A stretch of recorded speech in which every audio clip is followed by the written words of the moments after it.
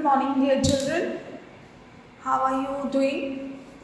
I hope everybody is fine and keeping safe at home. So, see that every day I am asking you early in the morning the same question, but please take care of yourself. Okay? Now, we were doing chapter 3 of history. We have finished with the half chapter and the balance chapter we are going to continue today. Okay? So, you are going to open page number 11 of your history textbooks. One thing you remember, though you are listening to our classes, but see that whenever we are teaching, please keep your textbooks open. There are sometimes certain diagrams into your textbooks, certain maps, or we often ask you to mark something important in your textbooks. So see that your textbooks are wide open in front of you, and you can also, along when we are teaching along with us, you can go through your notes and your content in your textbook. It's always a good habit, and always keep a pencil in your hand so that whenever I'm asking you to mark something important, you can do that. Okay? Now, we had stopped earlier on the topic effect of British rule in India. We had finished with the dual government, we had finished with the parliamentary laws. We were on civil services. Okay? Now, we said that with the emergence of British rule, there was a necessity of new administrative system to be applicable in India. Since Britishers have established many colonies in India, they wanted to make India or run India as per their terms and conditions. So they wanted to set up better civil services, better judicial system. They wanted military and police force to be set up in India. And these became the main pillars for the British administration in India. So you are going to mark that. Civil services, military, police force and judicial system were the four main pillars for the better administration system in India. Now we'll see the first one, that is civil services. Now to strengthen the British rule in India, there was a need of bureaucrats. Who are bureaucrats? Bureaucrats are the people who are having excellent and better knowledge to manage things. So they wanted these bureaucrats who were going to manage the whole country in a better way. Okay? So there was a necessity for appointing bureaucrats. So see, we are on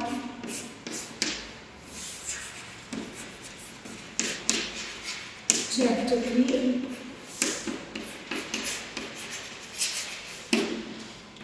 Effects of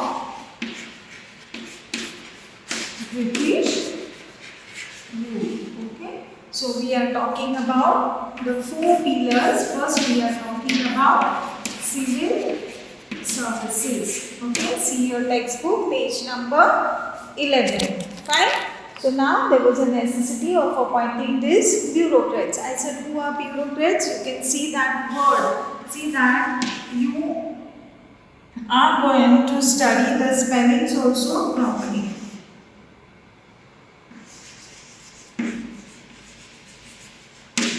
Okay, these are more knowledgeable people, experienced people who can manage the country well. Now, Lord Cornwallis, mark that. Lord Cornwallis, he introduced bureaucracy in India. Now, civil services became an important part of the British government. He restricted the private trade. He stopped the private trade which was carried out by many private company officers, and for this purpose what he said, that all the company officers who were working also but still doing some private trades in India, he stopped all that and he increased their salary so that they won't go for the trades to earn extra money, but they would concentrate completely on managing the administration in a better way.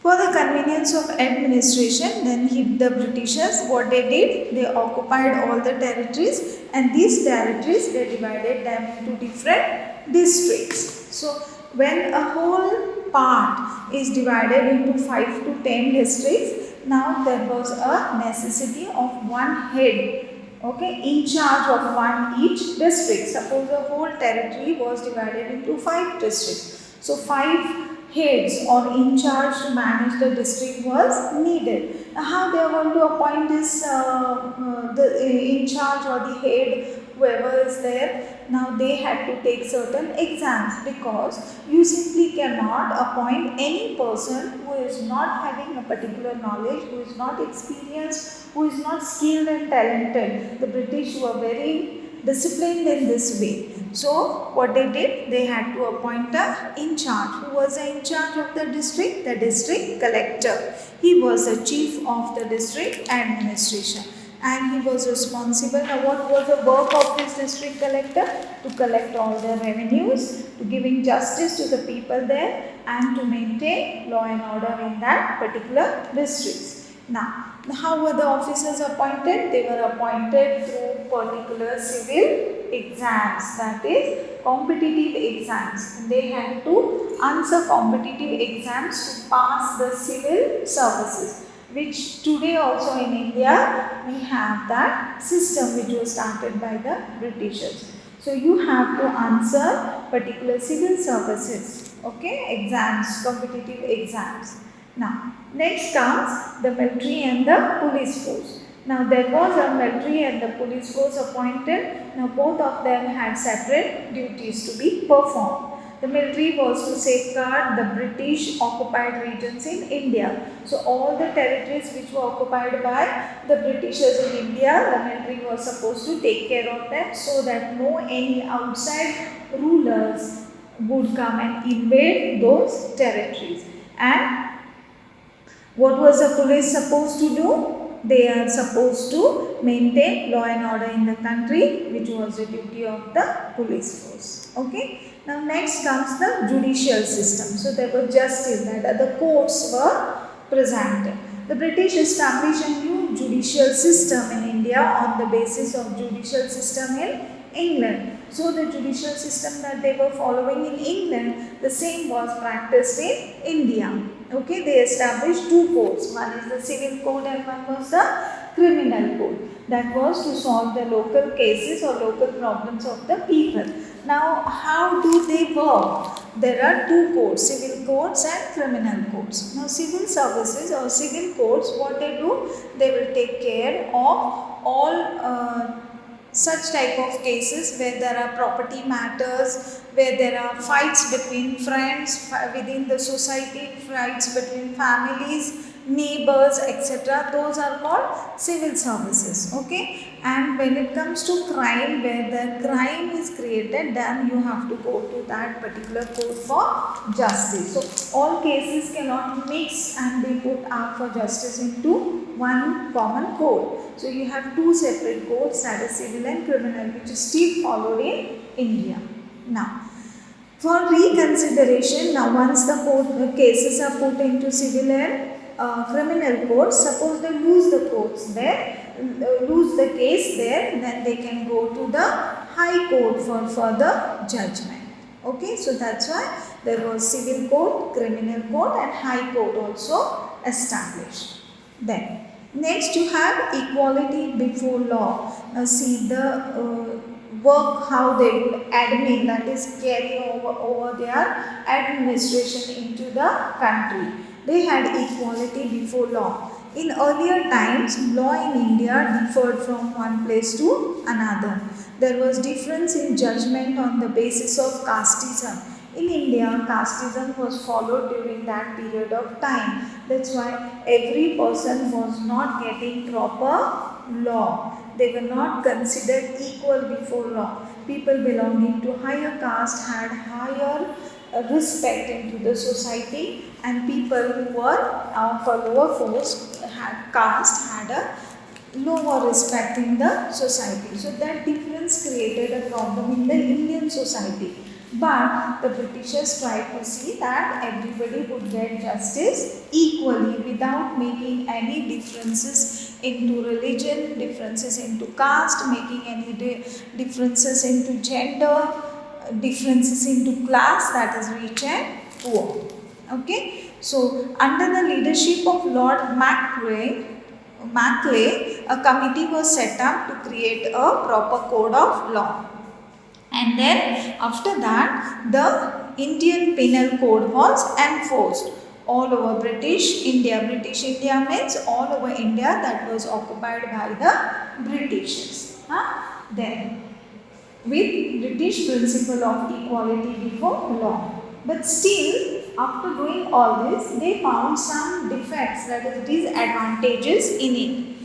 What was the disadvantage? For the Indian people, there were separate courts, and for the Britishers, there were separate courts established, which the Indians did not like. They said that when the Britishers are saying that everybody is going to get equal law, everybody is having equality before law, then why make separate courts for Indians and why make separate courts for Britishers? This was the question mark put by the Indian people. So the Indian people were angry on this format.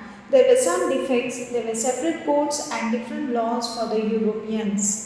New laws were difficult to be understood by the common people also, because in India people were not that educated, they did not have any knowledge about this, and that is the reason it was difficult for them to understand the law. Legal cases were expensive as they had to hire advocates and lawyers, and they had no money to pay for that. And so the cases remained pending for many years into the courts because the people did not understand, and plus things were expensive and they could not afford to pay. Okay. Next we see the economic policies of the British. Now pay attention to this because there is a question related to this topic. Now what are economic policies? Economic policies means all the policies which are made related to money. Okay, so those are called economic policies. Now we'll see what were the different economic policies made by Britishers in India.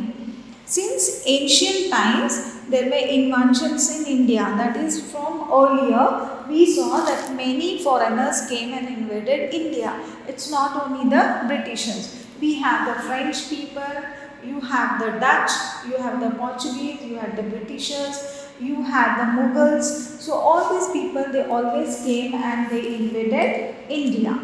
Now, many invaders, they came and they settled in India without disturbing the culture of India. Okay, there are many people. The Portuguese came, the French came, the Dutch came, the Mughals came. All these people, they came and they stayed in India, seeing the beauty, the resources of all this, and they stayed in India. But they did not disturb the Indian society and the culture of India. Okay, this was main thing. They got absorbed in the Indian culture. Even though they ruled there, they never made any changes in the basic Indian culture. उसमें कोई बदलाव उन्होंने नहीं लाया. But the Britishers were an exception. The Britishers, when they came in India and they stayed here, they tried to change the Indian culture. Okay, see, England was a modern nation. That is, the Britishers, England was modern nature. Due to industrial revolution, there was capitalist economy which prevailed in prevailed in England, and hence they inculcated on economic same system they tried to bring in India, which was conducive to the economic system in England. So that was okay for England, but bringing it into India was very difficult because the people, the behavior, the education, the culture, the beliefs all were different compared to India and England. Now we'll see. So what happened was the Britishers, they gained lot of economic benefits and India started facing economic exploitation due to these various economic policies that were brought up by the Britishers. We'll see the first one, that is the land revenue policy. Now what is revenue and what is land revenue policy? Revenue means the income that you gain. Now whenever you are staying into a country as a citizen, we keep on paying property tax, we keep on paying road tax, we keep on paying these taxes. These taxes are going to be a revenue for the government. So same way there, the Britishers started the land revenue policy. Now before the British rule, the village economic system in India was self-sufficient. That is, there were many different occupations taking place. There was potter, there was carpenter, there was blacksmith, there was farmer. All these people, they were self-sufficient and happy. A farmer would produce, he would give it to the potter, suppose a farmer requires something, the potter would help, and the blacksmith will help the farmer, the potter, and they all were self-sufficient. Everybody grew and cultivated proper crops. They were sufficient for themselves to eat, and whatever spare and extra was there was exchanged as a barter system, sold out into the local markets. So everybody was self-sufficient. There was no necessity of getting things from outside, or nothing was less. So through agriculture and all related services, the needs of the village were sufficed, that is, fulfilled in the village itself.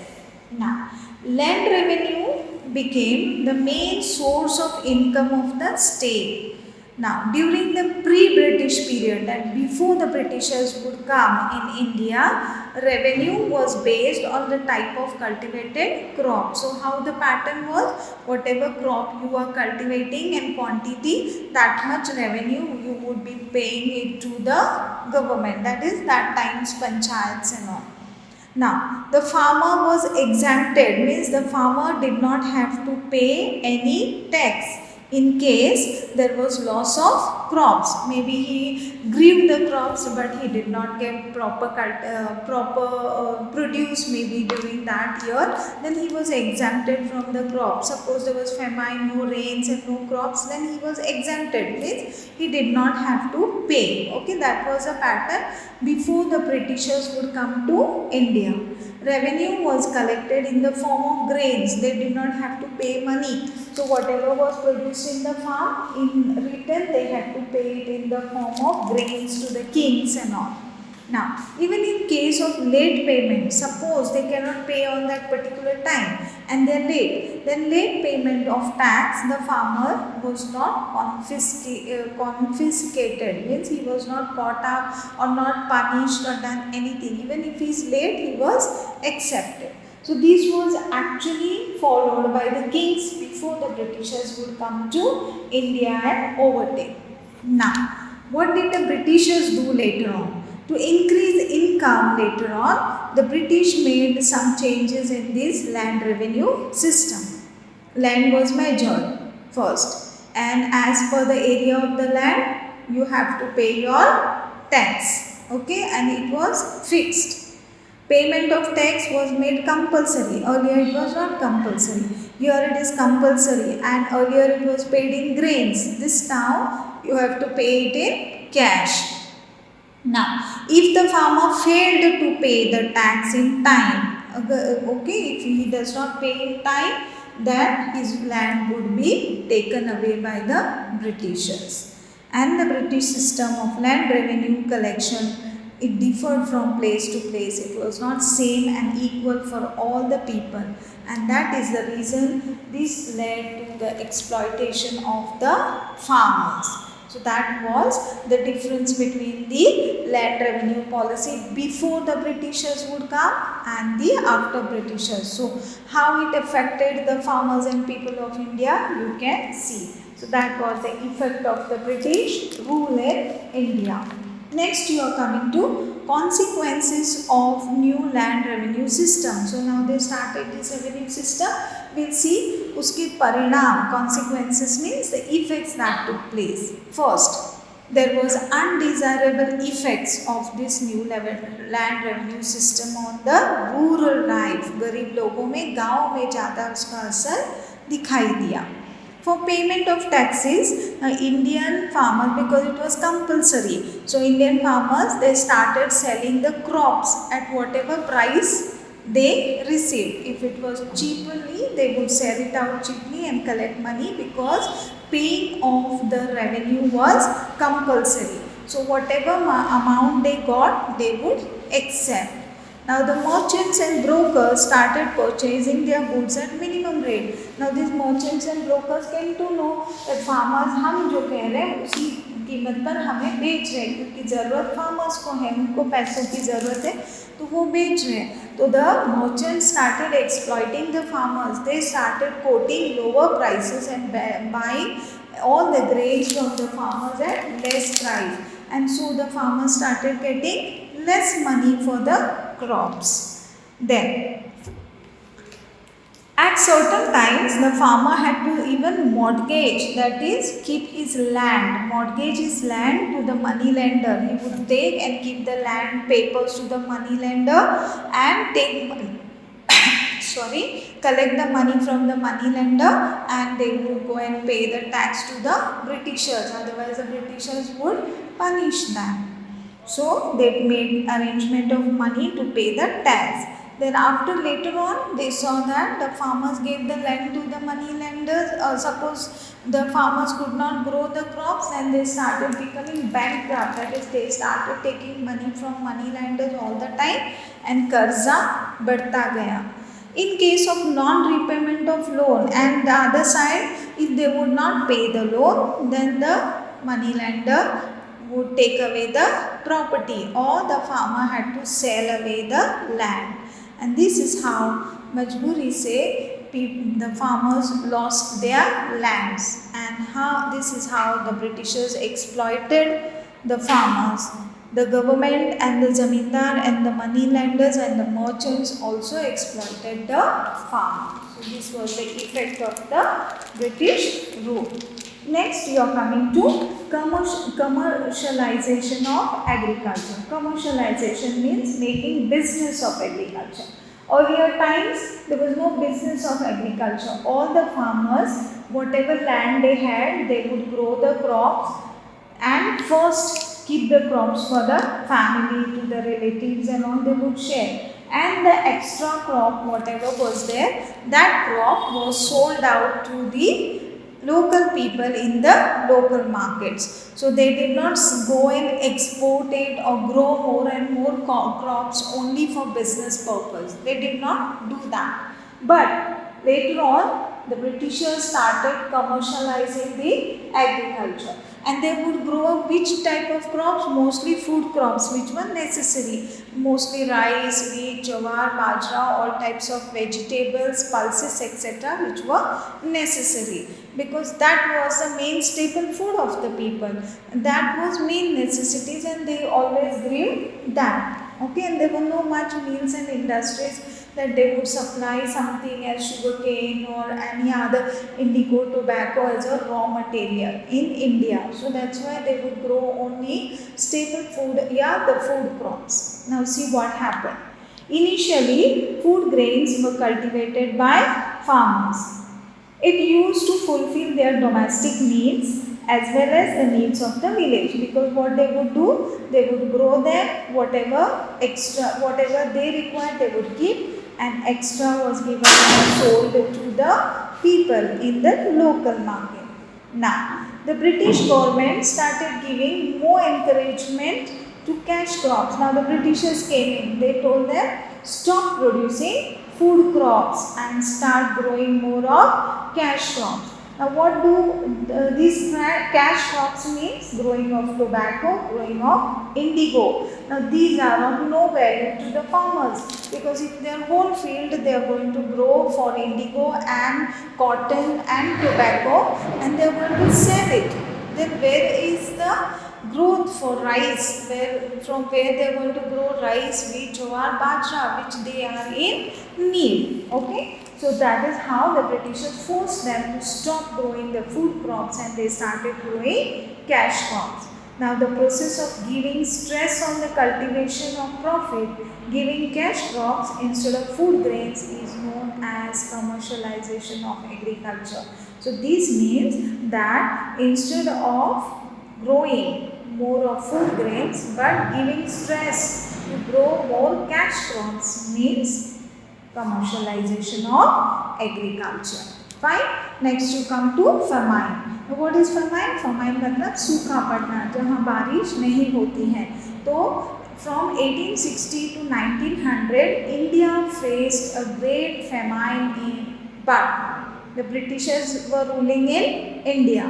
They did not take care of the farmers, they did not make any facilities available to them, they did not help them to overcome their problems. And similarly, not much expenditure was made also to supply water from elsewhere to the farmers. And this is how the condition of the farmers in India deteriorated and it became bad. So these were the effects of the British rule. Okay, we would continue further. These were, like, you can see, bad effects but some good effects, and then we'll see and continue further in the next class. Okay, till then please read your textbooks to what we have done and mark the answers in your textbooks and keep. Okay, thank you dear children.